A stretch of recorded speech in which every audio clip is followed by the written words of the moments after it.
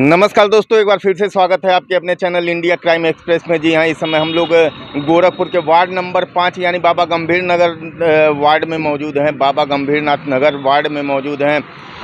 BJP का चुनाव कार्यालय है ये वार्ड नंबर 5 बाबा गंभीरनाथ का।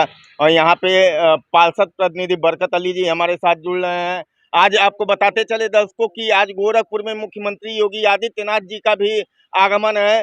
चुनाव के मद्देनजर ही इस बारे में भी चर्चा करेंगे बरकत अली जी से और बातचीत करेंगे उनके चुनाव तैयारियों का भी। बरकत अली जी, बहुत बहुत स्वागत है आपका हमारे चैनल में। आपका भी स्वागत है। आज का क्या क्या कार्यक्रम रहने वाला है? और सुना है कि शाम को योगी जी भी गोरखपुर में अपना आगमन है। गोरखपुर में योगी जी का भी इन्हीं चुनाव को ही लेके उनका आगमन हो रहा है। क्या कहना चाहते हैं आप? देखिए, आज का हमारा कार्यक्रम जनसंपर्क अभियान जो है बहुत तेजी से चल रहा है जी और आज के माननीय मुख्यमंत्री जी के कार्यक्रम में हम लोग बड़ी संख्या में जी। कम से कम 500 लोग उनके कार्यक्रम में जाएंगे, उनके विचारों को सुनेंगे, उससे जनता को लाभ मिलेगा, उससे भारतीय जनता पार्टी का वोट बढ़ेगा, उससे भारतीय जनता पार्टी के योजनाओं के बारे में जनता को जानकारी होगी। जी, आज सुबह के टाइम में मेयर पद प्रत्याशी डॉक्टर मंगलेश श्रीवास्तव भी आए हुए थे आपके वार्ड नंबर 5 यानी बाबा गंभीरनाथ नगर में। तो उनके आने से क्या प्रभाव पड़ने वाला है बीजेपी के वोट परसेंटेज पे? देखिए, माननीय मेयर पद के प्रत्याशी आए थे, बहुत अच्छा लगा लोगों को, जनता उनको देखने के लिए ललाई थी, बहुत जनता जुट गई, इकट्ठा हो गई, उनके विचारों को भी सुनी। इस बार जनता जो कह रही है हम लोग कमल के फूल को ही वोट देंगे, कमल को विजय बनाएंगे और नगर निगम में ट्रिपल इंजन की सरकार बनाएंगे। जनता बहुत खुश है। अ, एक एक चीज़ और आपसे पूछना चाहते हैं बरकत जी कि इस बार चुनाव में जहां तक ग्राउंड जीरो से मैंने रिपोर्टिंग की है, इस बार आम जनमानस बीजेपी के साथ है। तमाम जनता जो कभी सपा में थी और कभी बसपा को वोट दिया करती थी वो भी बीजेपी में आ रही है। तो आखिर क्या इसका कारण रहा? देखिए, हमने जनता के बीच में 20 साल संघर्ष किया है, जनता के हित की लड़ाई लड़ा है, जनता के सुख दुख में काम किया है। जनता भारतीय जनता पार्टी का टिकट हमको मिलने की वजह से पूरे समाज और पूरे धर्म के लोग, पूरे जात के लोग, पूरे मजहब के लोग, सारे लोग बहुत खुश हैं। और जिसका नतीजा ये है कि आज सब लोग वो जो बम बम बम बम बोल रहे हैं, जोर जोर से चिल्ला रहे हैं, बीजेपी बीजेपी बीजेपी, कमल का फूल, कमल का फूल, कमल का फूल। अ, बरकत जी, आपसे एक सवाल और। बहुत कठिन परिस्थितियां रही जिस समय आप किसान नेता बने और आपने मानबेला के किसानों की आवाज जनता तक उठाई और योगी जी का समर्थन आपको इस विषय पे मिला। इस बारे में जरा विस्तृत चर्चा करते हैं कि मानबेला में किसानों की लड़ाई कब शुरू हुई थी और कैसे हुई थी? देखिए, मानबेला में किसान बहुत लंबी कहानी है, उसको हम बताएंगे तो घंटों लग जाएंगे। और उसकी लड़ाई आज जो है, हमें थोड़ा सा संक्षिप्त में बताएं। जैसे मानबेला के किसानों की जमीन 2003 में एक्वायर हुई थी। 2005 में जो है उसका पोजीशन जो है जीडीए ने ले लिया था। जब 2005 में कब्जा जीडीए करने आई तब हम लोगों को पता चला कि यहाँ के किसानों के ज़मीन का अधिग्रहण हो गया। उसमें हम लोग राजनीति में और समाज में इतना जागरूक नहीं थे, इतना जानकारी नहीं थी। लेकिन जब 2005 में पता चला तो हम लोगों ने जो है जीडीए के खिलाफ विशाल धरना प्रदर्शन आंदोलन किया, जेल भरो आंदोलन किया, भूख हड़ताल किया, भीख मांगने वाला काम किया, बहुत से सारी लड़ाइयाँ लड़ी। और उस समय जो जीडीए ने रेट लगाया था जो है बहुत 10 रुपया स्क्वायर फीट, जो 10 रुपये में एक बोतल पानी भी नहीं मिलता है। हम लोगों को बहुत कष्ट हुआ, बहुत तकलीफ हुआ कि बताइए इतनी महंगी ज़मीन, इतनी कीमती ज़मीन, जिससे यहाँ के किसानों का जीविका चलता है, जिससे यहाँ के किसानों का जो है रोजी रोटी का साधन है, और उसको जो है ज़बरदस्ती ले रहे हैं। तो इसके लिए हम लोगों ने बहुत संघर्ष किया, आंदोलन किया और गाँव के लोगों ने भी साथ दिया। बाद में हमारे आंदोलन को देखते हुए हमारे गोरखपुर के सांसद, उस समय के सांसद माननीय योगी आदित्यनाथ महाराज जी भी हम लोगों के आंदोलन में आए और हम लोगों का भरपूर साथ दिया। और साथ जब मुख्यमंत्री बने तो हम लोगों की मांग को भी पूरा किया। जो मुआवजा 10 रुपया था वो मुआवजा 70 रुपया हो गया, जो 18 लाख रुपया हेक्टेयर था वो 70 लाख रुपया हेक्टेयर हो गया।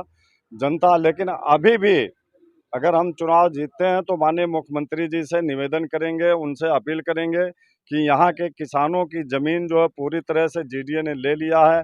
सारे किसान जो है भूमिहीन हो गए हैं, सारे लोग विस्थापित हो रहे हैं, उनके पास रहने के लिए आवास नहीं है, मकान नहीं है।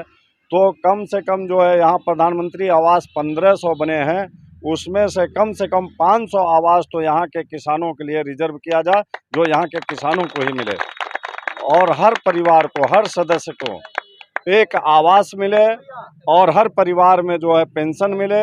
ये नियम भी है, जो है जिसकी भूमिहीन चली गई है उसको प्रति मंथ जो है हर सदस्य को, हर परिवार को प्रति मंथ 2000 पेंशन मिलने का ये कानून है, नियम है।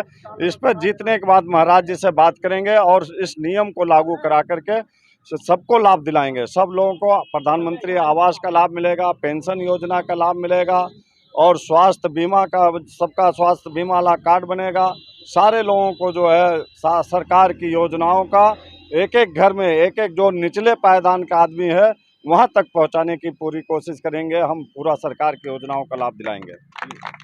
एक छोटा सा सवाल और, जब आप मानबेला में किसानों की लड़ाई लड़ रहे थे, जिस समय आपको योगी आदित्यनाथ जी का साथ मिला और उसके बाद से योगी आदित्यनाथ उभर कर मुख्यमंत्री के रूप में सामने आए और उन्होंने आपका साथ दिया, तो कैसा महसूस हुआ और क्या परिवर्तन लगा आपका जो जीडीए के लिए, जीडीए में जो मानबेला की जमीन एक्वायर कर ली गई थी, उसमें लड़ाई में क्या सहयोग मिला योगी जी के? जैसे देखिए 2019 मार्च 2017 को माननीय योगी आदित्यनाथ महाराज जी उत्तर प्रदेश के मुख्यमंत्री की शपथ लिए।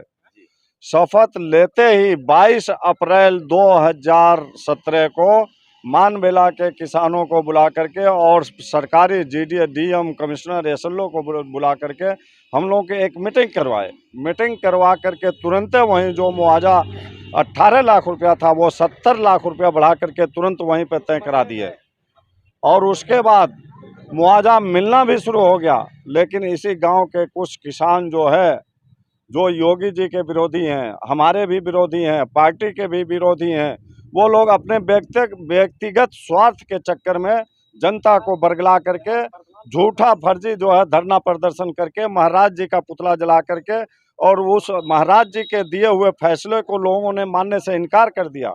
उसके बाद जो है 5 साल तक जनता रोती रही, कोई सुनने वाला नहीं आया, कोई उनका आंसू पोंछने वाला नहीं आया। फिर भी हमने महाराज जी के पास गए और जा करके महाराज जी को पूरी बात बताए। महाराज जी ने कहा चलिए ठीक है। फिर इधर जो है 5 महीने से मुआवजा मिलना शुरू हो गया है। महाराज जी ने अधिकारियों को आश्वासन दिया कि जल्द से जल्द किसानों का मुआवजा दिया जाए, जिसका मकान बना मकान छोड़ा जाए, जिसकी और हर व्यक्ति को कम से कम मकान बनाने के लिए जो है ज़मीन दिया जाए, 10% उसको ज़मीन दिया जाए। ये सारी चीज़ें हमारे लिखित समझौते में है, महाराज जी ने करवाया है।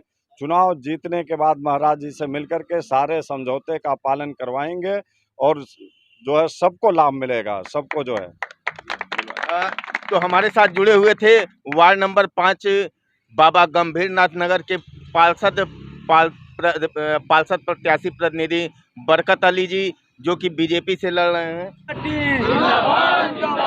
भारतीय जनता पार्टी जिंदाबाद जिंदाबाद, बरकत अली जिंदाबाद जिंदाबाद जिंदाबाद, बरकत अली जिंदाबाद जिंदाबाद जिंदाबाद, योगी मोदी जिंदाबाद जिंदाबाद जिंदाबाद, योगी मोदी जिंदाबाद जिंदाबाद जिंदाबाद, भारतीय जनता पार्टी जिंदाबाद जिंदाबाद, बरकत अली जिंदाबाद जिंदाबाद जिंदाबाद। तो दोस्तों, हमारे साथ जुड़े हुए थे वार्ड नंबर 5 से बीजेपी के पार्षद प्रत्याशी प्रतिनिधि बरकत अली जी। बने रहे हमारे साथ, देखते रहे इंडिया क्राइम एक्सप्रेस।